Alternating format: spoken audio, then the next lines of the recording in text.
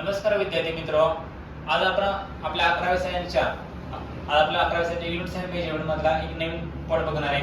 तर तत्पूर्वी आपण या चॅनलवर जर नवीन असेल तर आपल्या मिहान सायन्स अकॅडमीच्या फिजिक्स विथ तरडे सर या आपल्या YouTube चॅनलला सर्वांनी सबस्क्राइब करा, लाईक करा आणि जर तुम्हाला व्हिडिओ आवडला तर नक्की त्याला शेअर करा। त्यानंतर आपल्याला बघायचे त्यानंतर आपण सेकंड पॉइंट बघणार आहे इथला युनिट सायन्स मेजरमेंट मधला एक महत्त्वाचा पॉइंट आहे डायमेन्शन्स। हा आपल्याला 11वी आणि 12वी पूर्ण 2 वर्ष आपल्याला लागणार आहे। कारण डायमेन्शन्स काढणं काय बघू मुलांना डायमेन्शन कसं काढायचं येतच नाही। त्यासाठी काय करायचं एकदम शॉर्ट ट्रिक मध्ये 4 स्टेप मध्ये मी डायमेन्शन आहे कशा पद्धतीने काढायचे बघा। आता डायमेन्शन काढताना पहिल्यांदा आपण काय बघणार आहे, डायमेन्शन्स म्हणजे काय बघणार आहे किंवा डायमेन्शन साठी आपण डायमेन्शन कुठल्या क्वांटिटीज काढू शकतोय काय सांगितले बा।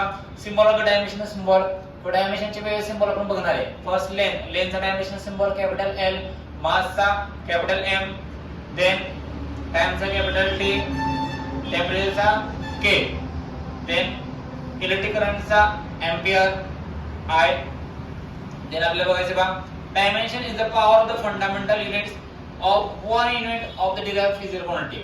काय म्हणले डायमेन्शन म्हणजे काय करणार आहे, एखाद्या फिजिकल क्वांटिटीचा आपण पॉवर डिफाइन करणार आहे। ते फिजिकल क्वांटिटी त्याच्यामध्ये किती वेळ आली ती पॉवर असेल तो आपण डायमेन्शन मध्ये डिफाइन करणार आहे।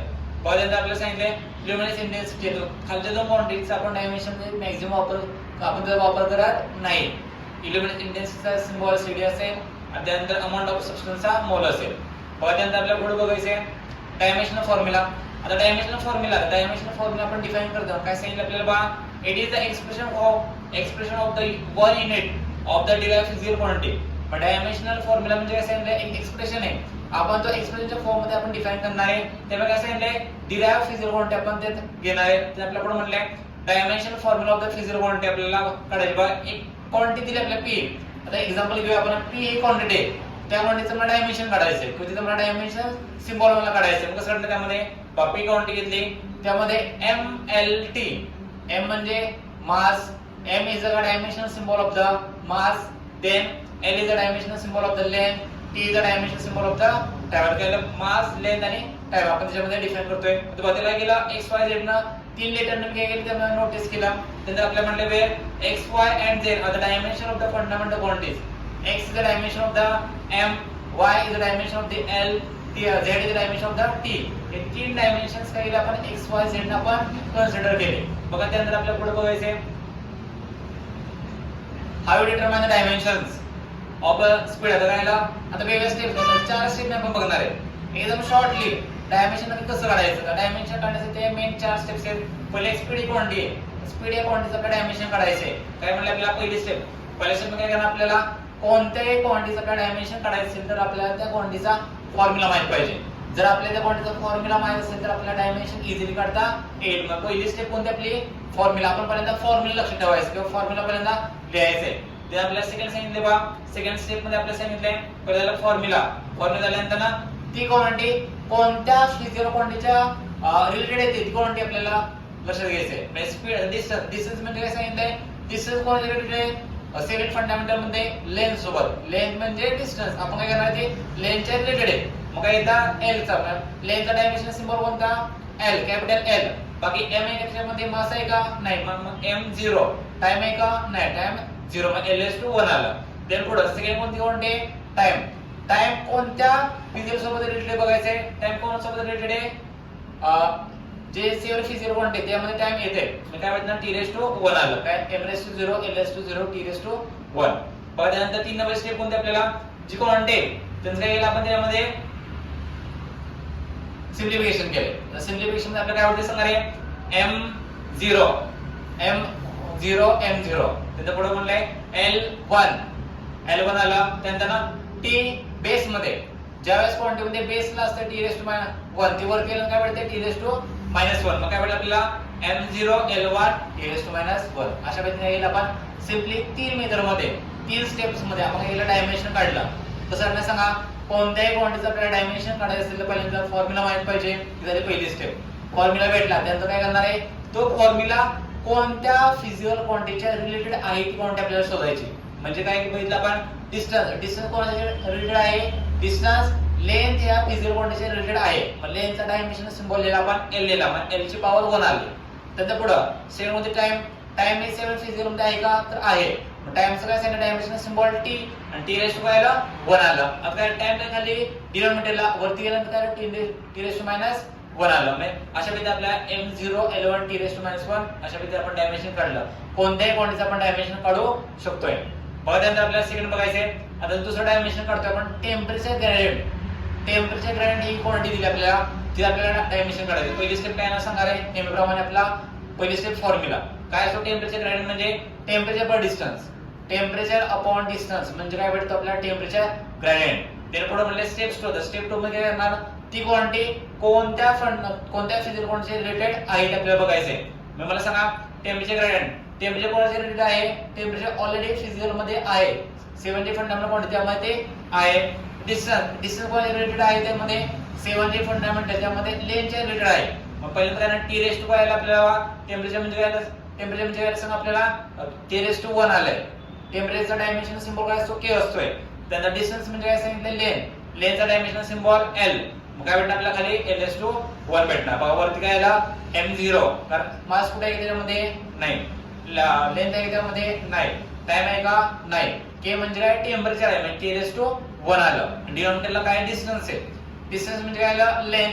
मग काय आलं ls/1 बाकी काय आलं सगळं 0 m0 t0 k0 सगळं काय आलं 0 आलं. मग आपल्याला काय भेटते सांगा रे 2000 आपण काय केला रेशो काढला. मग टेम्परेचर ग्रेडियंट इक्वल काय भेटतं आपल्याला m/0 l/-1 कारण l/1 बेसला आहे ती वरती गेलं l/-1 देन काय भेटतं आपल्याला t/0 आणि k/-1 त्या भेटतं k/+1 म्हणजे आता झाला dimension of the temperature gradient. अशा पद्धतीने काय केलं आपण टेम्परेचर ग्रेडियंटचं आपण डायमेन्शन काढलं.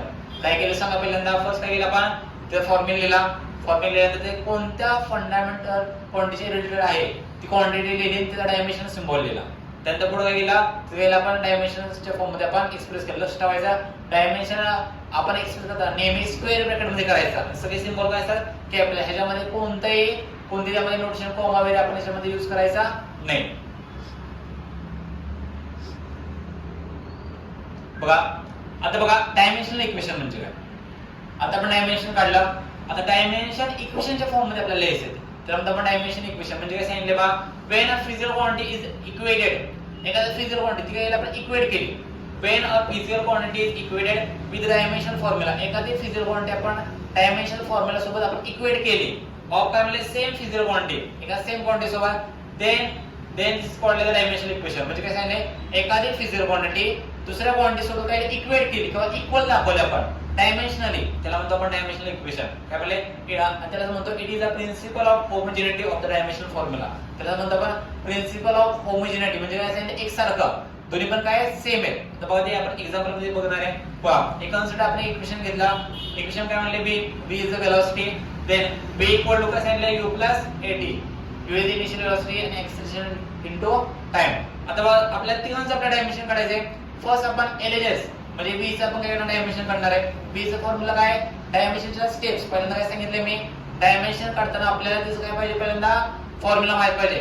वेलोसिटी फॉर्म्युला काय डिस्टन्स अपॉन टाइम. डिस्टन्स म्हणजे लेंथ म्हणजे काय ls/1 टाइम म्हणजे t/-1 काय आला ls/1 t/-1 it is the dimension of the velocity. Then आपल्याला सांगितलंय u म्हणजे काय आला initial velocity. Initial velocity dimension काय सेम आला m0 l1 t/-1 देन पुढचा a मीन्स एक्सेलरेशन. एक्सेलरेशन म्हणजे काय असते formula the formula of the acceleration change in velocity upon time.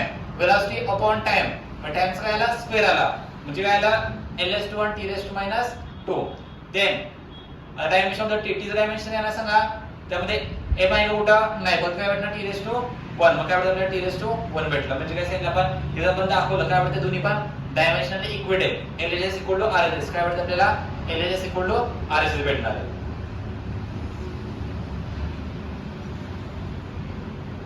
आता बघा आपल्याला सांगितलंय physical quantity on the basis of the dimension. Dimension मध्ये कोणत्या फिजिकल क्वांटिटी बेसिस सांगितले पहिल्यांदा डायमेन्शनल व्हेरिएबल. आता डायमेन्शन जे काही व्हेरिएबल असेल ह्या dimension does not have a fix value. Dimension जे काही व्हेरिएबल असेल त्याला काय डायमेन्शन जरी असेल त्याला कोणते फिक्स व्हॅल्यू नसते. तर आपण एक्झाम्पल बघणार आहे बघा फोर्स वेलोसिटी एक्सेलरेशन म्हणजे काय म्हणले कोणती त्याला फिक्स व्हॅल्यू आहे का नाही त्याच्यामध्ये. कारण फोर्स पण चेंज होणार आहे वेलोसिटी पण चेंज होणार आहे एक्सेलरेशन पण चेंज होणार आहे.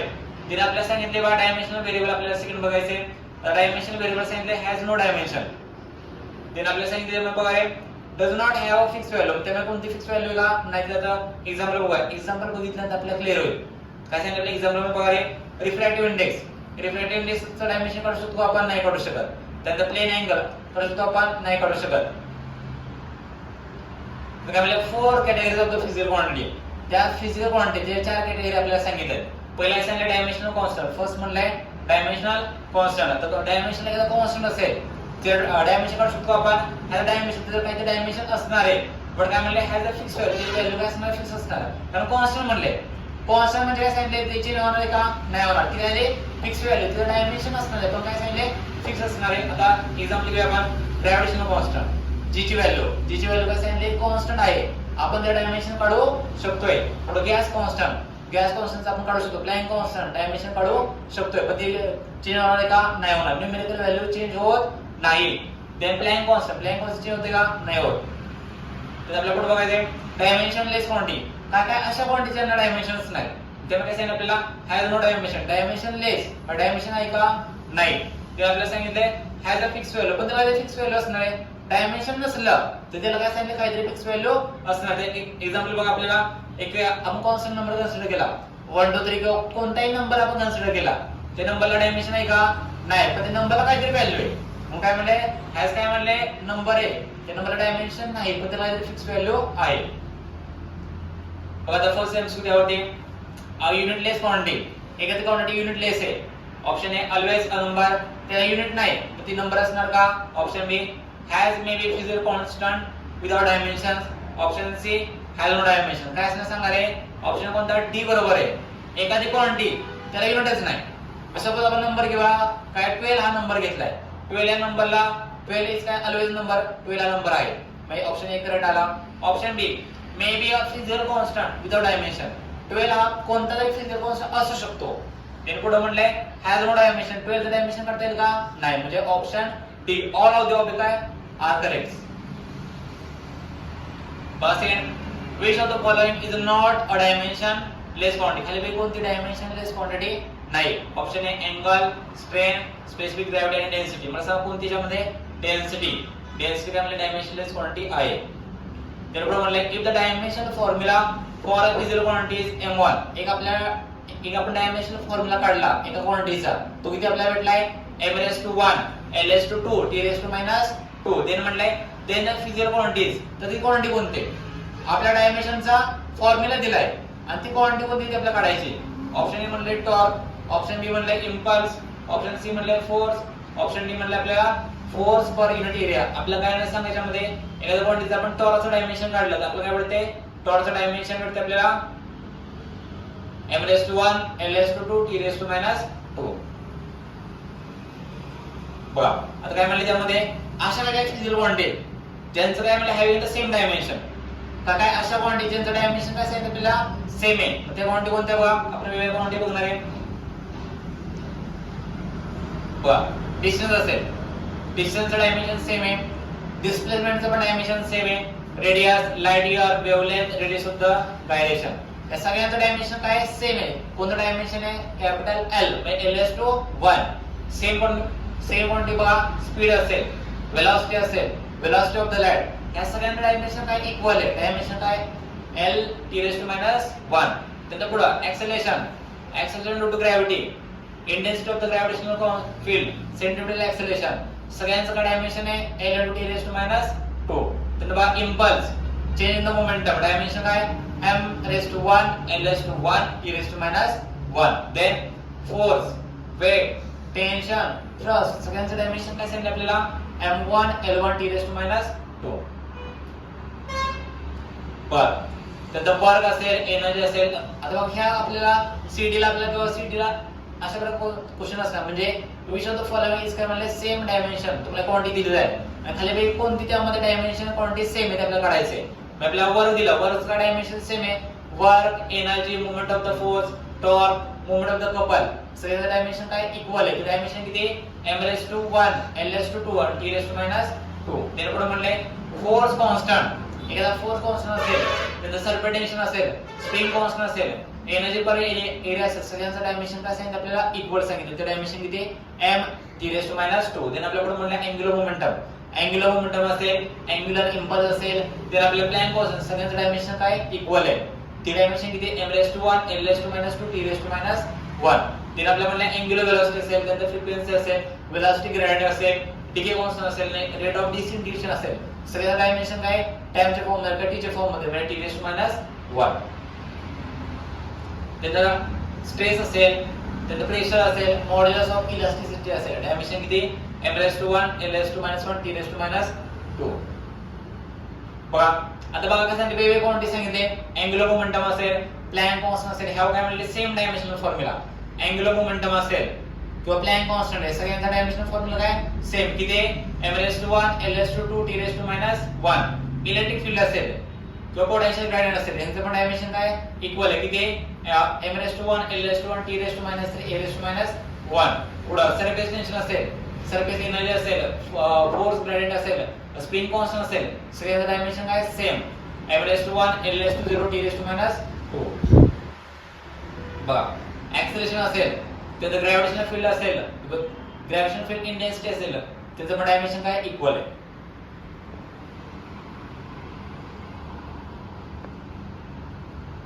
बघा त्यांना आपल्याला सांगितले फोर्स असेल, वेट असेल, एनर्जी ग्रेडियंट डायमेन्शन काय इक्वल आहे किती m⁻l⁻². देन लाईट इयर असेल, त्यानंतर वेव्हलेंथ असेल, रेडियस ऑफ द गायरेशन असेल, सगळ्यांचं डायमेन्शन काय सेम आहे किती m0 l⁻1 आणि t⁻0. त्यानंतर बघा आपल्याला एमसीक्यू आहे first which physical quantity is a similar dielectric constant. तर खाली वेळ कोणती physical quantity dielectric constant same आहे. वैर स्ट्रेस असेल, स्ट्रेन असेल, इलेक्ट्रिक कॅपॅसिटी असेल, तर इलेक्ट्रिक परमिटिव्हिटी असेल. कुठलं सांगितलं आपल्याला स्ट्रेन म्हणजे काय सांगितले डायलेक्ट्रिक कॉन्स्टंट आणि स्ट्रेन दोघांचं डायमेन्शन काय इक्वल आहे. तर पुढे the product of the energy and the moment of the inertia has the dimension same as. काय म्हणले एनर्जी आणि मोमेंट ऑफ इनर्शिया या दोघांचा आपण मल्टिप्लिकेशन दोघांचा आपण प्रोडक्शन काढला तर ते डायमेन्शन कोणासोबत इक्वल आहे. ऑप्शन ए म्हणले square of the linear momentum, option B सांगितले square of the angular momentum, option C सांगितले अँग्युलर इंपल्स, ऑप्शन डी आपल्याला सांगितले प्लॅंक कॉन्स्टंट. कोणासोबत असतंय हे सगळं असतंय square of the angular momentum. हे कोणासोबत आहे अँग्युलर मोमेंटम सोबत डायमेन्शन इक्वल आहे. आता बघा प्रिन्सिपल ऑफ होमोजेनिटी म्हणजे काय सांगणार आहे it states only quantities of the same dimension which can be added. ज्यांची क्वांटिटी सेम आहे ते आपण ऍड करू शकतो किंवा काय म्हणले ते आपण सबट्रॅक्ट करू शकतो. ते काय म्हणले आपल्याला x y z म्हणले बघा डायमेन्शन काय म्हणले x y z. ज्या क्वांटिटी डायमेन्शन सेम असेल त्यांचं आपण ऍडिशन करू शकतो, त्यांचं आपण सबट्रॅक्शन करू शकतोय. बघा आता काय सांगितलं आपल्याला use of the dimensional analysis. Dimensional एनालिसिसचा वापर करून आपण कशाला करणार बघा ऑप्शन ए म्हणले आपल्याला का आपलं सांगितले first to the correctness of the given equation. तुम्हाला कोणता एखादा इक्वेशन दिलाय, तुम्हाला कोणता एखादा सपोज एखादा तुम्हाला न्यूटनचा काही लॉ दिलाय, तो लॉ डायमेन्शनल करेक्ट आहे का नाही तो आपल्याला बघायचा. आपण काय डायमेन्शन करू शकतोय. त्याला पुढे म्हणले to convert the one system into another system. एक सिस्टम दिली तुम्हाला, सपोज आपल्याला इक्वेशन दिले एक एसआय आपल्याला सीरीज मध्ये कन्वर्ट करायचे 1 जूल इक्वल टू 10⁷ अर्थ. एसआयचा सीरीज मध्ये कन्वर्ट करायचे ते आपण डायमेन्शनली आपण करेक्ट करू शकतो किंवा डायमेन्शनली आपण चेक करू शकतोय. की मला सांगितलंय to derive the equation showing the relation between the different physical quantity. वेगवेगळ्या फिजिकल क्वांटिटी जरी असतील त्यांचं इक्वेशन आपण काढून ते आपण डायमेन्शनली इक्वल दाखवू शकतोय. आता लिमिटेशन्स. आता डायमेन्शनची लिमिटेशन कशामध्ये तर प्रत्येक गोष्टीला काहीतरी काय सांगितलंय ऍडव्हांटेज असतात, काहीतरी डिसएडव्हांटेज सुद्धा असणार आहेत. तर लिमिटेशन्स म्हणजे काय म्हणलंय dimensionless quantities cannot be determined by this method. एखादी क्वांटिटी त्याला डायमेन्शन्स नाही म्हणजे एखादा प्युअर नंबर आहे आपण घेतला 12 घेतला किंवा 100 घेतला 1000 घेतला पण सांग त्याला कोणता डायमेन्शन आहे का नाही कारण कॉन्स्टंट आहे. प्लॅंक कॉन्स्टंट घेतला, ग्रॅव्हिटेशनल कॉन्स्टंट घेतला, ग्रॅव्हिटी कॉन्स्टंटची जी काही न्यूमेरिकल व्हॅल्यू आहे ते न्यूमेरिकल व्हॅल्यूचे फक्त आपल्याला डायमेन्शन काढता येईल का आपल्याला नाही ना. ठीक आहे त्याचा पहिलं काय झालं ड्रॉबॅक झालं, पहिलं लिमिटेशन झाला. सेकंड सांगितले constant of proportionality cannot be determined by this method. एखादा कॉन्स्टंट काढला किंवा कॉन्स्टंट ऑफ द प्रोपोर्शनॅलिटी आपण काढतो त्याची व्हॅल्यू आपण डायमेन्शन काढू शकतो का नाही काढू शकत. काय म्हणले they can be found either by the experiment. म्हणजे आपण एक्सपेरिमेंट काढू शकतो किंवा बाय थेअरीने आपण ते प्रूव्ह करू शकतोय. त्यानंतर पुढे this method is not applicable to derive the trigonometric function, किंवा आपण डायमेन्शनचा वापर करून एखादा ट्रिग्नोमेट्रिक इक्वेशन आपण काढू शकत नाही. किंवा साइन थीटाचा आपण डायमेन्शन काढतो का? नाही काढू शकत. साइन कॉस टॅन कोणत्याही ट्रिग्नोमेट्रिक फंक्शन आपण काढू शकत नाही. तर logarithmic function logarithmic log a plus b log a upon b कोणत्याही लॉगॅरिथमिक फंक्शनचं डायमेन्शन काढू शकत नाही. Exponential form a raised to x a raised to x आपण डायमेन्शन काढू शकतो का? नाही काढू शकत. मी ठीक आहे. Limitation of the dimensional methods.